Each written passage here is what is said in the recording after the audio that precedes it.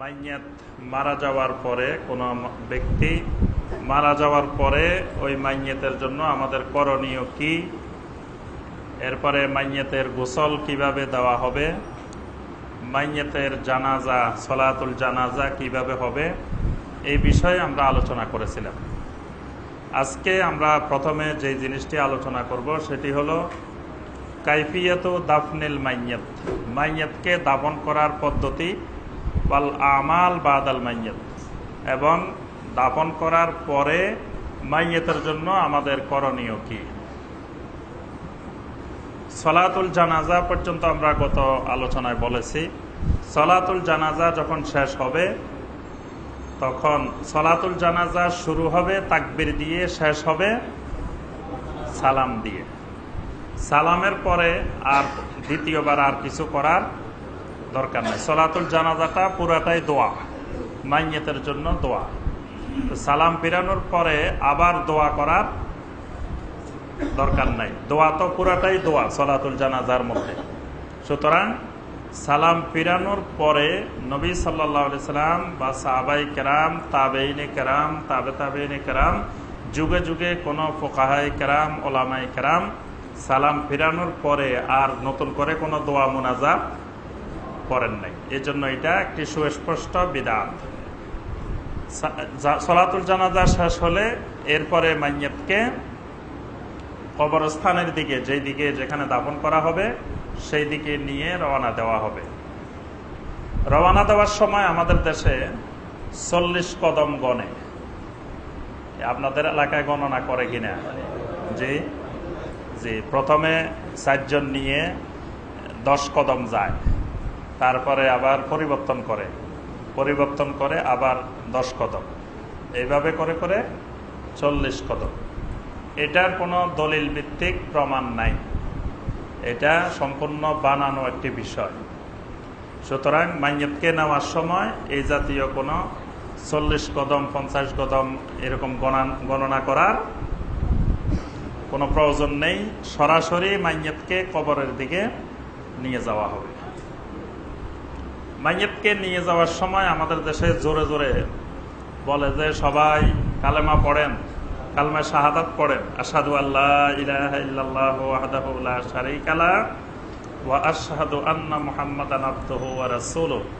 কালেমা শাহাদাত ভালো জিনিস, এটা ঈমানের মূল জিনিস, কিন্তু ভালো জিনিস আবার সব জায়গায় লাগাই দেওয়া যাবে না।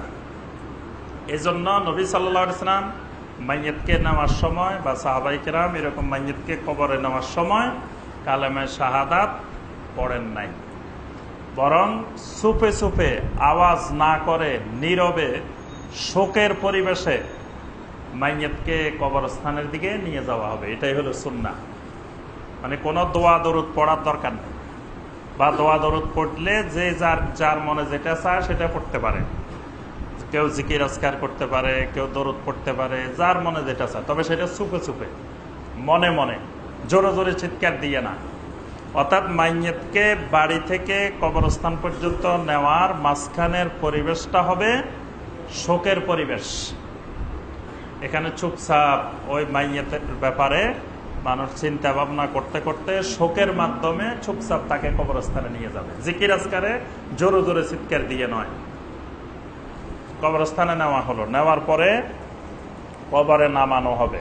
কবরে নামানোর ক্ষেত্রে মহিলাদের ক্ষেত্রে মাহরাম হতে হবে, মাহরাম ছাড়া অন্যরা কবরে নামবে না, যারা মহিলাদের মাহরাম। আর পুরুষের মাহরাম দরকার নাই, ওয়ালির অনুমতি সাপেক্ষে যে কেউ নেমে কবরে নামতে পারবে।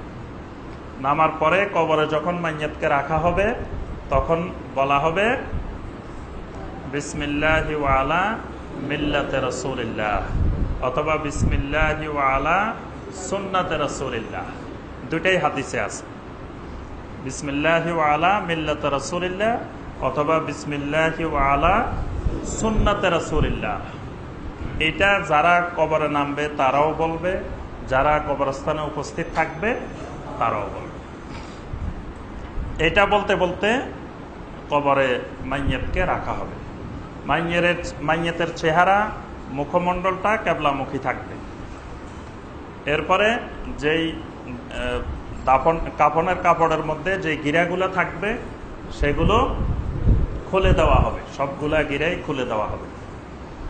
খুলে দিয়ে এবার আস্তে আস্তে উপরে বাঁশ দিয়ে তারপরে আপনার মাটি দেওয়ার কাজ শুরু হয়ে যাবে। মাটি দেওয়ার সময় আমাদের দেশে একটি দোয়া আছে, কোরআনে কারিমের একটি আয়াত তালাওয়াত করা হয়, মিনহা খালাকনাকুম ওয়া ফিহা নুঈদুকুম ওয়া মিনহা নুখরিজুকুম তারাতান উখরা। এটি কোরআনে কারিমের একটি আয়াত। এটার অর্থও খুবই সুন্দর, খুবই ভালো, এবং এটার সাথে সম্পর্কও আছে যে মিনহা খালাকনাকুম, তোমাদেরকে এই মাটি থেকে আমি সৃষ্টি করেছি, ওয়া ফিহা নুঈদুকুম, আবার এই মাটির মধ্যেই তোমাদেরকে ফিরে আসতে হবে, ওয়া মিনহা নুখরিজুকুম তারাতান উখরা, আবার তোমাদেরকে আরেকবার এই মাটির ভিতর থেকে তোমাদেরকে তুলে নিব। অর্থটা তো খুবই সুন্দর, কিন্তু নবী সাল্লাল্লাহু আলাইহি ওয়াসাল্লাম, সাহাবাই কেরাম কখনো মাইয়্যিতকে মাটি দেওয়ার সময় এই আয়াতে কারিমা তালাওয়াত করেন নাই। এজন্য যতই সুন্দর হোক এটাকে এখানে দোয়া বানানো যাবে না। এই জন্য আমরা যখন মাটি দিব তখন বিসমিল্লাহ বলে মাটি দিব, মানে মাটিটা নেওয়ার সময় বিসমিল্লাহ বিসমিল্লাহ বলে এক মুঠ মাটি দিলেই হবে। আবার মিনহা খালাকনাকুম বলি একটা, ওয়া ফিহা নুঈদুকুম বলে আরেকটা, ওয়া মিনহা নুখরিজুকুম তার তিনবার, তিনটা বলে তিনটা, এরকম কোন নিয়ম কানুন নাই। এজন্য কোনো নিয়ম কানুনের দরকার নাই, শুধু বিসমিল্লাহ বলে আপনি এক মুষ্টি নিলেন, নিয়ে দিয়ে দিলেন, বাস। এইভাবে সবাই মাটি দেওয়া হলো। মাটি মূল জায়গা থেকে 1 বিঘা উঁচু হওয়া পর্যন্ত মাটি দেওয়া হবে, মানে মূল মাটি যেটা থাকবে সমান তার থেকে 1 বিঘা, আধা হাত উপরে পর্যন্ত এটা প্রথম নতুন কবর উঁচু থাকবে, এর বেশি উঁচু করা যাবে না। এই উঁচুটা পরবর্তীতে বৃষ্টি হলে, তারপরে পরবর্তীতে ঘাস টাস উঠলে এটা নেমে যাবে, নেমে পরবর্তীতে সমান হয়ে যাবে। এই জন্য কবরকে উঁচু বানানো যাবে না, কবরকে উঁচু বানানো হারাম। এরপরে এই মাটি দেওয়ার কাজ শেষ। এখন যারা মাটি দেওয়ার কাজে অংশগ্রহণ করবে তারা সবাই চলে যাবে। যাওয়ার সময় মাইয়্যিতের জন্য দোয়া করতে করতে যাবে। আল্লাহ রাসূল সাল্লাল্লাহু আলাইহি ওয়াসাল্লাম যখন মাইয়্যিতের দাফন শেষ করতেন, কানা রাসূলুল্লাহ সাল্লাল্লাহু আলাইহি ওয়াসাল্লাম ইজা ফারাগা মিন দাফানিল মাইয়্যিত ওয়াকাফা আলাইহি, নবী সাল্লাল্লাহু আলাইহি ওয়াসাল্লাম সেখানে অবস্থান করতেন। কিছুক্ষণ অবস্থান করে নবী সাল্লাল্লাহু আলাইহি ওয়াসাল্লাম বলতেন, ইস্তাগফিরু লিআখিকুম, তোমাদের ভাইয়ের জন্য তোমরা ইস্তিগফার করো, ওয়াসালু লাহু তাসবিত ফাইন্নাহু লা ইউসআল, এবং তোমাদের ভাই যাতে এখন তার প্রতি যে প্রশ্ন করা হবে সেই প্রশ্নের উত্তরে যাতে সাবেত থাকতে পারে, দৃঢ় থাকতে পারে, সেই জন্য তোমরা দোয়া করো। তাহলে নবী সাল্লাল্লাহু আলাইহি ওয়াসাল্লাম নির্দেশ দিলেন ইস্তিগফার করো এবং তার জন্য তাসবিতের দোয়া করো। 2টা দোয়া করতে বলছেন নবী সাল্লাল্লাহু আলাইহি ওয়াসাল্লাম, একটা হলো তার জন্য ইস্তিগফার করো তোমাদের ভাইয়ের জন্য, আর একটা হলো তার জন্য তাসবিতের দোয়া করো, তাসবিত। আচ্ছা, নবী সাল্লাল্লাহু আলাইহি ওয়াসাল্লাম নির্দেশ দিলেন, নবী সাল্লাল্লাহু আলাইহি ওয়াসাল্লামকে এটার পদ্ধতি শিখাই দেন নাই কিভাবে করতে হবে? তাহলে এই দোয়াটা নবী সাল্লাল্লাহু আলাইহি ওয়াসাল্লাম সাহাবায়ে কেরামদেরকে যেই পদ্ধতিতে শিক্ষা দিয়েছেন সেই পদ্ধতিতেই করতে হবে। তা আমরা কি করি, সবাইকে বলি যে কবর দেওয়া শেষ হোক, সবাই বসে থাকেন, সবাই কবরস্থানে বসে থাকে। বসে থাকার পরে যখন মাটি দেওয়া শেষ হয় তখন বলে যে সবাই একবার আলহামদু পড়েন, 3 বার কুল হুয়াল্লাহ পড়েন, 11 বার দরুদ শরীফ পড়েন, এটা পড়েন, ওইটা পড়েন। পড়ার পরে একজনের নেতৃত্বে সম্মিলিতভাবে মাইয়্যিতের জন্য দোয়া। এই পদ্ধতিটা সুন্নত সমর্থিত দোয়া নয়।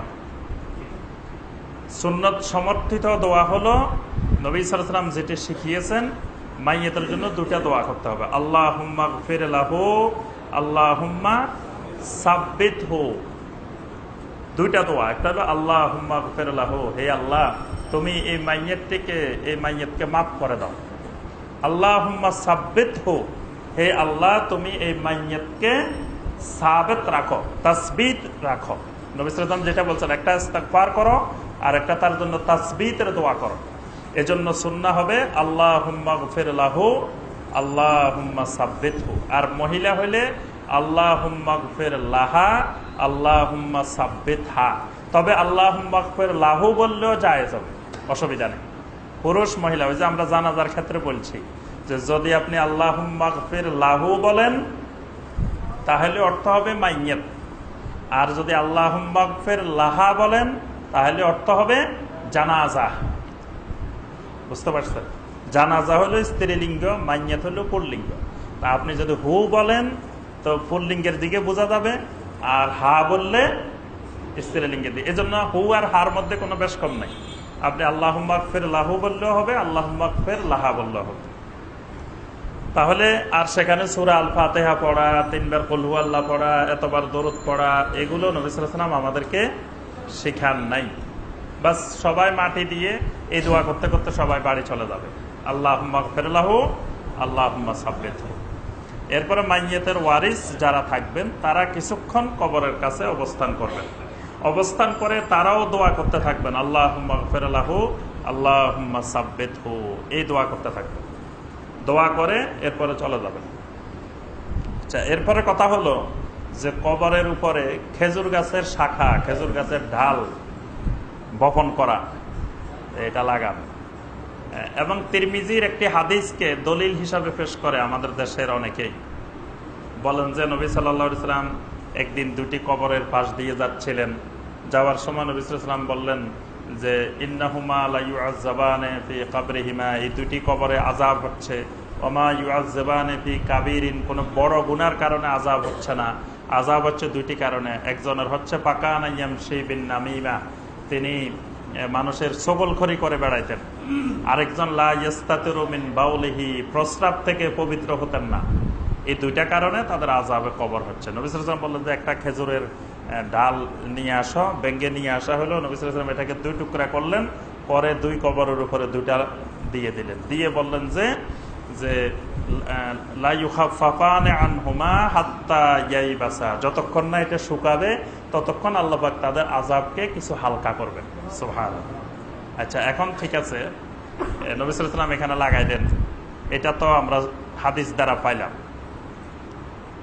তিরমিজির হাদিস, এবং হাদিসটি দঈফ, দুর্বল হাদিস।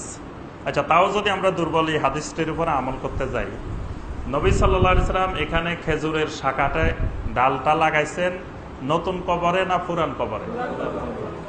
নবী সাল্লাল্লাহু আলাইহি ওয়াসাল্লাম তো যেদিন দাফন করছেন সেদিন লাগান নাই। নবী সাল্লাল্লাহু আলাইহি ওয়াসাল্লাম আয়েশা খাদিজা রাদিয়াল্লাহু তাআলা আনহাকে তো নিজে দাফন করছেন। খাদিজা রাদিয়াল্লাহু তাআলা আনহা যখন ইন্তেকাল করেন তখন নবী সাল্লাল্লাহু আলাইহি ওয়াসাল্লাম তো নিজেই ছিলেন। নবী সাল্লাল্লাহু আলাইহি ওয়াসাল্লাম আরো কত সাহাবীকে দাফন করছেন। যেদিন দাফন করছেন নতুন কবরে, সেখানে তো নবী সাল্লাল্লাহু আলাইহি ওয়াসাল্লাম খেজুর গাছের ডাল লাগান নাই। দ্বিতীয় কথা হলো, নবী সাল্লাল্লাহু আলাইহি ওয়াসাল্লাম অন্য কোনো কবরে লাগান নাই, শুধুমাত্র এই 2টা কবরে লাগিয়েছেন। আর নবী সাল্লাল্লাহু আলাইহি ওয়াসাল্লামকে আল্লাহ রাব্বুল আলামিন নবুয়তের কারণে ওহীর মাধ্যমে জানিয়েছেন যে এই 2টা কবরে আযাব হচ্ছে, কিন্তু আমরা তো জানি না কোন কবরে আযাব হচ্ছে, কোন কবরে আযাব হচ্ছে না। এটা আমাদের পক্ষে জানা সম্ভব না। ওটা নবী হওয়ার কারণে নবী সাল্লাল্লাহু আলাইহি ওয়াসাল্লামকে আল্লাহ পাক জানিয়েছেন। তো এখানে যে খেজুর গাছের 2টা শাখা 2 জায়গায় লাগাইছেন, এটা হলো নবী সাল্লাল্লাহু আলাইহি ওয়াসাল্লামের ব্যাপারে খাস, এটা আমভাবে উম্মতের জন্য প্রযোজ্য নয়। এই জন্য আমরা খেজুর গাছের ডাল লাগাই দিলে যে কবরের আযাব মাফ হয়ে যাবে, এরকম কোনো দলিল নাই। এরপরে কবরের 4 কোণায় 4টা খুঁটি গাড়ি, এক কোণায় কুল হুয়াল্লাহ, এক কোণায় কুল ইয়া আইয়ুহাল কাফিরুন, এক কোণায় কুল আউযু বিরাব্বিল ফালাক, আর এক কোণায় কুল আউযু বিরাব্বিন নাস। মানে এখানে কবরকে জাদু টোনা থেকে হেফাজত করতেছে, তাবিজ লাগাই দিচ্ছে। সূরাতুল মুআওযাত তাবিজ দিচ্ছে যে কবরে যাতে আর জাদু টোনা কিছু না ধরে। এখন মাইয়াতেরা জাদু টোনা ধরলে অসুবিধা কি? মাইয়াত মানুষের রোগ ব্যাধি যা আছে, মারা যাওয়ার পরে আর রোগ ব্যাধি থাকে না। আপনি যখন মারা যাবেন তখন দেখবেন যে আপনার আর মাথা ব্যথাও নাই, হাতে পায়ে ব্যথাও নাই, সব রোগ ভালো হয়ে যাবে। ডায়াবেটিস, প্রেশার যা আছে সব সুস্থ হয়ে যাবেন, আর কোনো রোগ ব্যাধি নেই। তা এখন এই মাইয়াতের যদি কেউ জাদুও করে, তা জাদু করলে আর অসুবিধা কি? তাহলে জাদু টোনার হেফাজতের আর এই মাইয়াতের দরকার নাই। তাহলে মাইয়াতের এই 4 কোনা 4টা খুঁটি গেড়ে এই ফালাক, নাস, এখলাস, কাফেরুন এইগুলো পড়ার কোনো ভিত্তি নাই, কোনো প্রয়োজন নেই। অনেকে এই কিতাব বললে তখন প্রশ্ন করে পড়লে অসুবিধা কি? হ্যাঁ, সব তো খারাপ জিনিস না, এগুলো তো ভালো জিনিস। কুলিয়া পড়লাম, কুলহুয়াল্লাহ পড়লাম, এটাতে আপনার অসুবিধা কি? তো আমরা এই কথাটা বারবার বলি যে এটা অসুবিধা হলো এক জায়গায়। সেটা হলো কোন জায়গায়? যে আল্লাহ রসুল সাল্লাল্লাহু আলাইহি সাল্লাম এটাকে ভালো মনে করেন নাই। এবং ওই হাদিসটা দলিল, বুখারীর হাদিস, যে মুআবিয়া রাদিয়াল্লাহু আনহু বাইতুল্লাহর 4 কোণে যখন স্পর্শ করতেছিলেন তখন বাধা দিছিলেন কে? আব্দুল্লাহ ইবনে আব্বাস রাদিয়াল্লাহু তাআলা আনহুমা।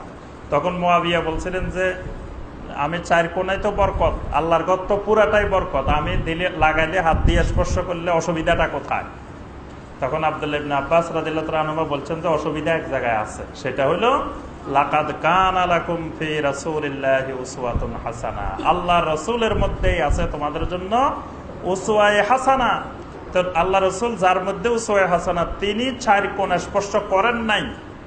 আপনি স্পর্শ করার অর্থ হলো নবী সাল্লাল্লাহু আলাইহি ওয়াসাল্লাম এই কোণা স্পর্শ করলে যে বরকত আছে এটা আল্লাহ রাসূল বুঝতে পারেন নাই, আপনি মুআবিয়া বুঝে গেছেন, মানে নবী সাল্লাল্লাহু আলাইহি ওয়াসাল্লামের থেকে একটু বেশি বুঝে গেছেন। এটাই হলো সমস্যা। তো এই 4 কুল পড়লে যে কোনো বরকত ফায়দা কিছু হবে, এটা আল্লাহ রাসূল সাল্লাল্লাহু আলাইহি ওয়াসাল্লাম যেহেতু বুঝতে পারেন নাই, তা আমি তো নবী সাল্লাল্লাহু আলাইহি ওয়াসাল্লামের থেকে বেশি বুঝার দরকার নেই। সমস্যা এই জায়গায়। এই জন্য আমরা এটাই এতেকাদ, এটাই সুন্নাহ যে লাকাদ কানা লাকুম ফি রাসূলিল্লাহি উসওয়াতুন হাসানা, আল্লাহ রাসূলের মধ্যেই আছে উসওয়ায়ে হাসানা। বাস, এবার দাফন শেষ, মাইয়াতকে কবরে রাখা হলো, দোয়া হয়ে গেল। এরপরে যে কাজটি সেটি হলো মাইয়াতের জন্য 2টি কাজ ওয়ারিসেরা করবে, দোয়া এবং সাদাকা। আর অন্য মুসলিম করবে শুধুমাত্র দোয়া। কারণ হলো অন্য মুসলিমকে তো আর সম্পদ দিয়ে যাবে না। মাইয়াত মারা যাওয়ার পরে অন্য মুসলিম শুধু দোয়া করবে। আর মাইয়াতের যারা ওয়ারিস থাকবেন তারা তো মাইয়াতের সম্পদ পাবেন, এই জন্য মাইয়াতের সম্পদ থেকে তারা সাদাকা করবেন।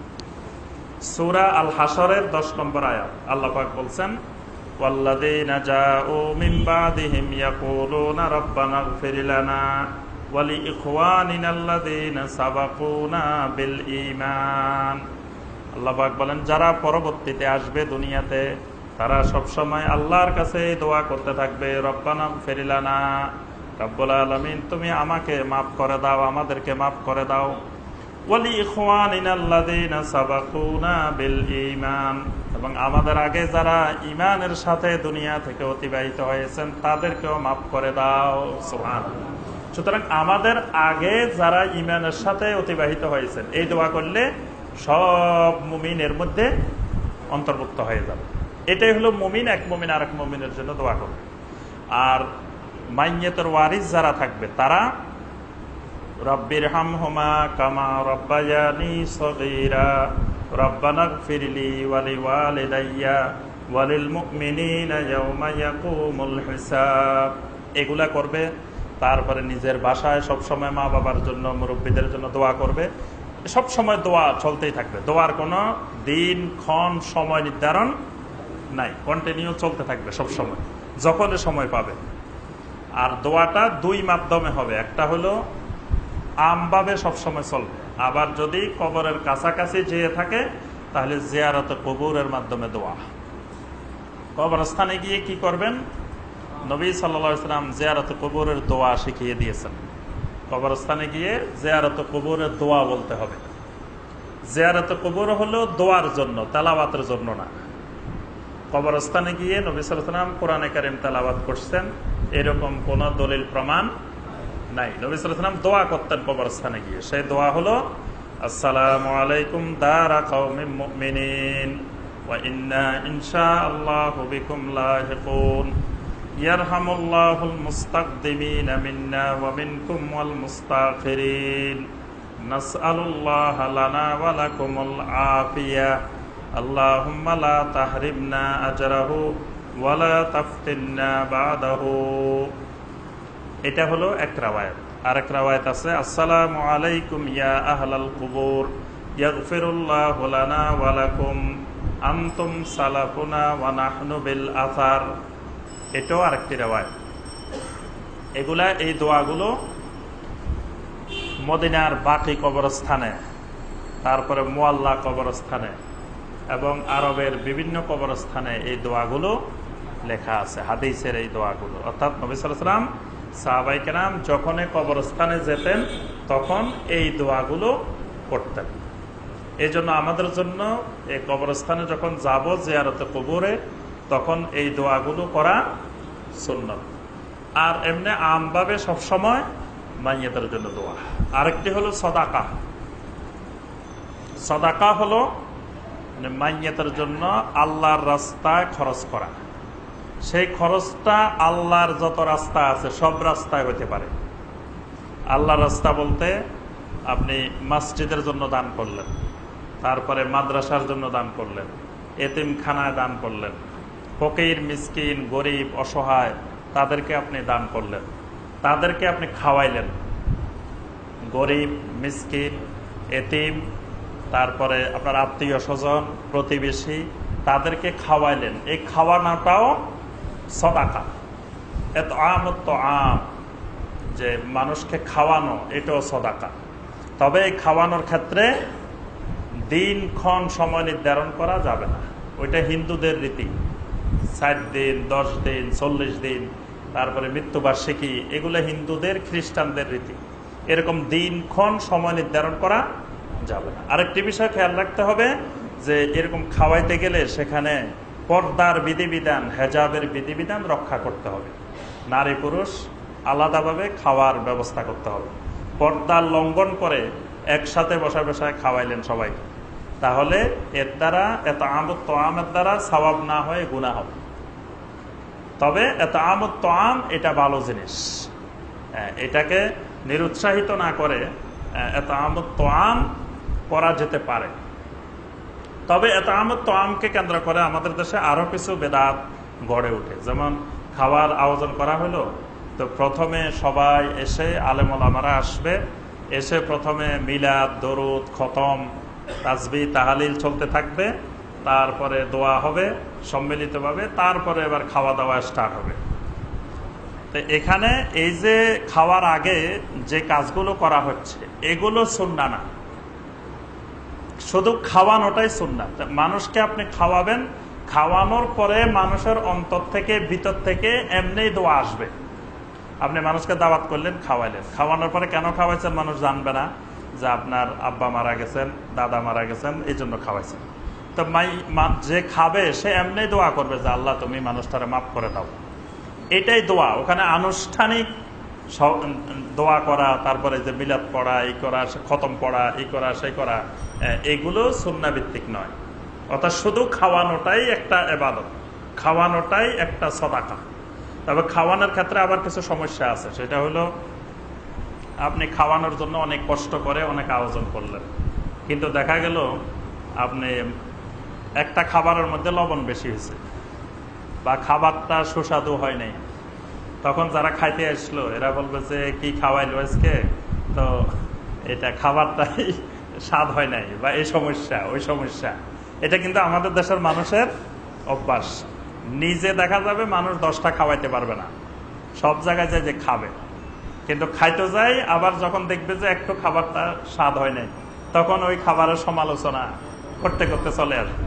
তো ওই লোকটা যে এত শত শত লোকের খাবারের আয়োজন করছে, আর সে তো নিজে রান্না করে নাই, সে তো বাবুর্চি রান্না করছে, সে রান্নার একটু বেশ কম হইতেই পারে, এত মানুষের রান্না। আবার দেখা গেছে শেষে দিয়ে যায় হয়তো কয়েকজনে খাবার পায় নাই, এরকমও ঘটে। এত লোকের খাবার, সেখানে তো দাওয়াত বিহীনও কত লোক চলে আসে, তাহলে খাবার নাও পাইতে পারে। তখন দেখা যায় মানুষ এটা নিয়ে গীবত, সমালোচনা এগুলা করতে থাকে। এগুলা হইলো এই খাবার দাবারের খারাপ দিক, নেগেটিভ দিক।